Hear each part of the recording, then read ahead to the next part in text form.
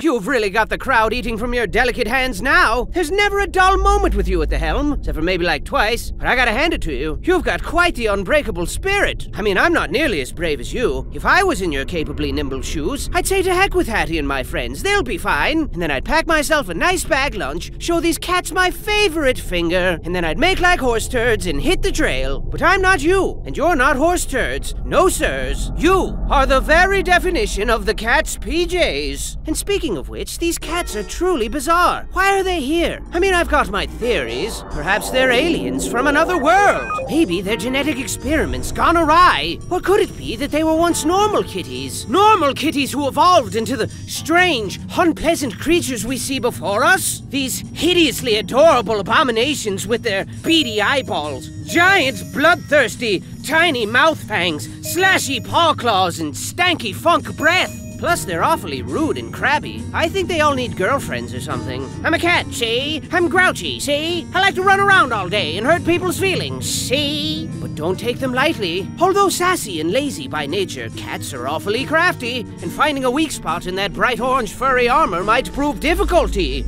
Minus the why. They're always watching, children. I see them lurking in the shadows. Lurking hard! Or hardly lurking, see? On that note, this whole theater's like a bad joke. But how did things get so bad? At one time, this theater was a nice place with flowers in every vase and smiles on everyone's faces. Can you believe it? I wouldn't believe it. I mean, if you told me that, I'd more than likely call you a liar and walk away. And, find some place to get ice cream to replenish the innocence you blackened with your filthy deceits. I like strawberry. Just keep your wits about you as you descend deeper into the belly of the beast. And perhaps you'll find a way to put an end to this madness.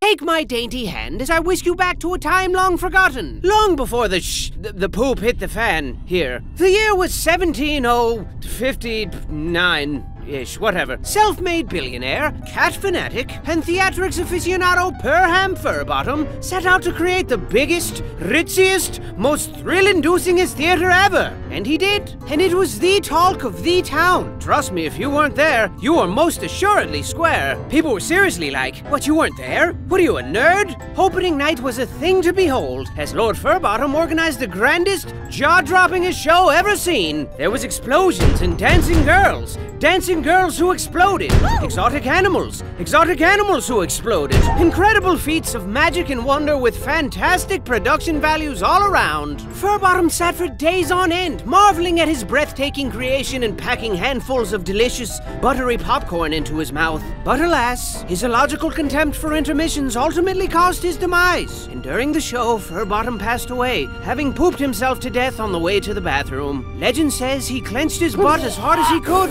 but his little cheeks just gave out.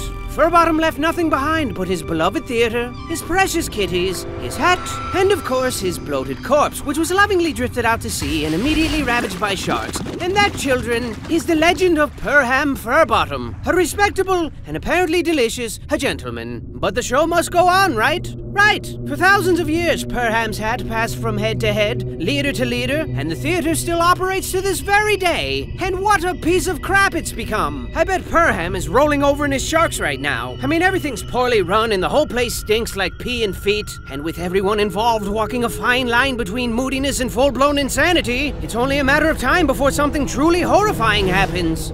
But try to keep a sunny disposition as you sink further into darkness, yeah? Nobody likes a crybaby.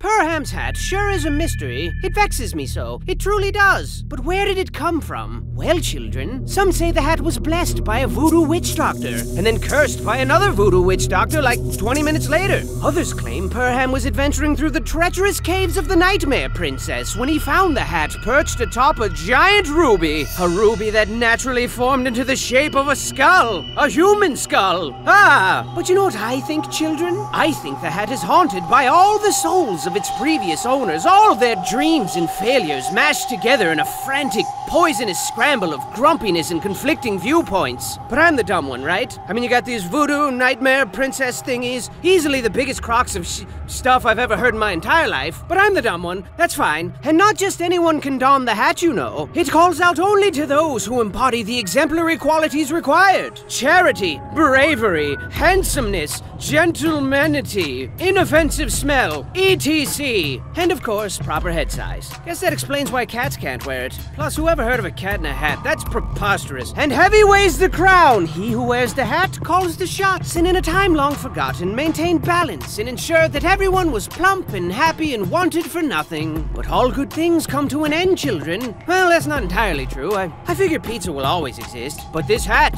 let's just say its days of benevolent guidance are long over with. You might as well flip it over and use it as a toilet. I mean, Hattie hasn't lifted a finger to spread the wealth or encourage smiles, and the theater staff is really starting to feel unappreciated. Oh look, this smoldering unrest has given birth to a precious little storm cloud. Oh, look at his little raindrops. And if things don't change around here, this little cloud's gonna grow up into a big, giant, scary cloud and spray us all with a drenching downpour of horrifying madness. But don't lose sight of your mission. Hattie needs you more than ever now. And I know things look bleak, but even the word hopeless has hope in it. Plus, if you rearrange the letters, it spells peace-losh. The last part was probably unnecessary, I'm sorry.